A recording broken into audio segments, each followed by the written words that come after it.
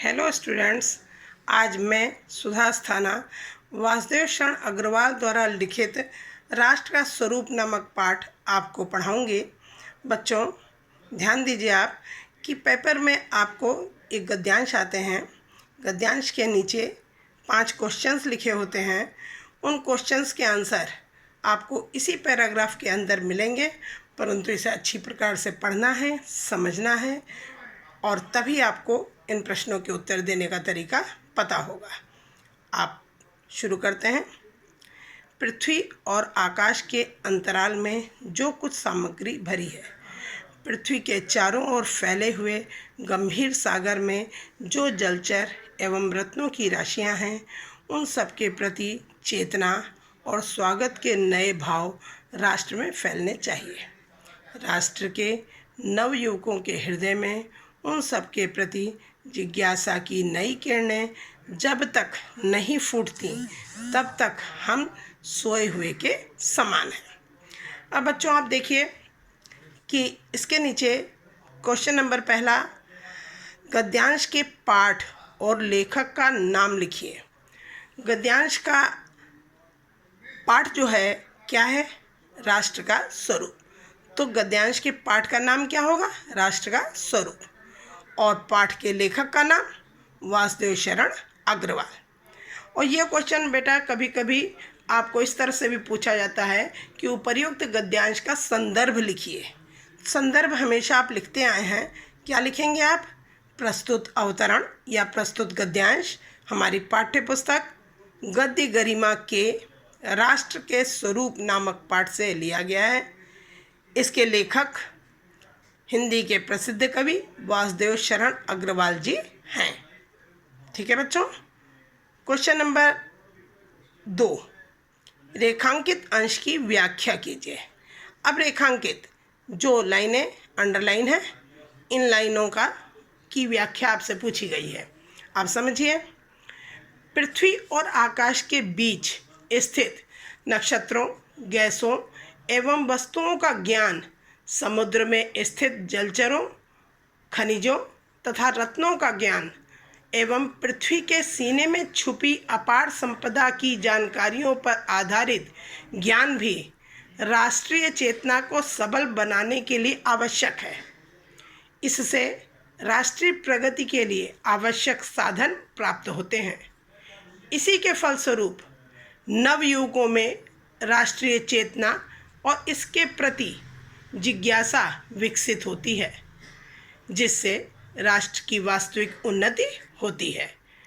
जब तक राष्ट्र के नवयुवक जिज्ञासु और जागरूक नहीं होते, तब तक राष्ट्र को सोया हुआ ही समझना चाहिए। क्वेश्चन नंबर 3 बच्चों, राष्ट्रीयता की भावना के लिए किसके प्रति चेतना जागृत होनी आवश्यक है? राष्ट्रीयता की भावना के लिए आवश्यक है कि यह भावना केवल भावनात्मक रूप में ही न हो, बल्कि राष्ट्रीयता की भावना के अंतर्गत भौतिक ज्ञान के प्रति चेतना भी जागृत हो। तभी राष्ट्रीयता की भावना सार्थक सिद्ध हो सकती है। अब क्वेश्चन नंबर 4 देखिए।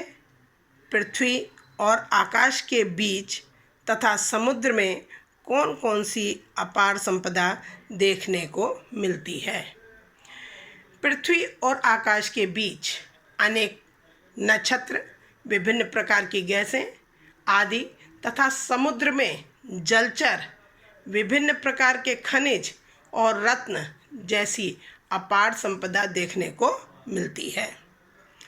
और 5th क्वेश्चन है आपका, राष्ट्र अथवा राष्ट्र के निवासियों को कब तक सुप्त ही समझना चाहिए? आंसर, राष्ट्र अथवा राष्ट्र के निवासियों को तब तक सुप्त ही समझना चाहिए जब तक राष्ट्र के नवयुवक जागरूक और जिज्ञासु नहीं होते। समझ में आया बच्चों? अब एक पैराग्राफ मैं और समझाऊंगी आपको आज। जन का प्रवाह अनंत होता है। सहस्त्रों वर्षों से भूमि के साथ राष्ट्रीय जन ने तादात्म्य प्राप्त किया है। तादात्म्य प्राप्त किया है मतलब भूमि के साथ संबंध बनाया है। जब तक सूर्य की रश्मियाँ किरणें, सूर्य की किरणें नित्य प्रातःकाल भुवन को अमृत से भर देती है, तब तक राष्ट्रीय जन का जीवन भी अमर है। इतिहास के अनेक उतार चढ़ाव पार करने के बाद भी राष्ट्र निवासी जन नई उठती लहरों से आगे बढ़ने के लिए अजर अमर हैं। जन का संततवाही जीवन, संततवाही मतलब लगातार बहने वाला जीवन नदी के प्रवाह की तरह है, जिसमें कर्म और श्रम के द्वारा उत्थान के अनेक घातों का निर्माण करना होता है। अब बच्चों देखिए, नीचे 5 क्वेश्चन फिर हैं आपके। क्वेश्चन नंबर 1, राष्ट्रीय जन ने किसके साथ तादात्म्य स्थापित किया है? आंसर है आपका, राष्ट्रीय जन ने भूमि के साथ तादात्म्य स्थापित किया है। क्वेश्चन नंबर 2, जन का संततवाही प्रवाह किसकी तरह है? आंसर, जन का संततवाही प्रवाह नदी के प्रवाह की तरह है। क्वेश्चन नंबर 3, रश्मि और संततवाही का क्या अर्थ है? मैंने ऊपर भी आपको बताया, रश्मि का अर्थ है प्रकाश की किरणें या सूर्य की किरणें, और संततवाही का अर्थ है निरंतर बहने वाला, लगातार बहने वाला। क्वेश्चन नंबर 4, रेखांकित अंशों की व्याख्या कीजिए।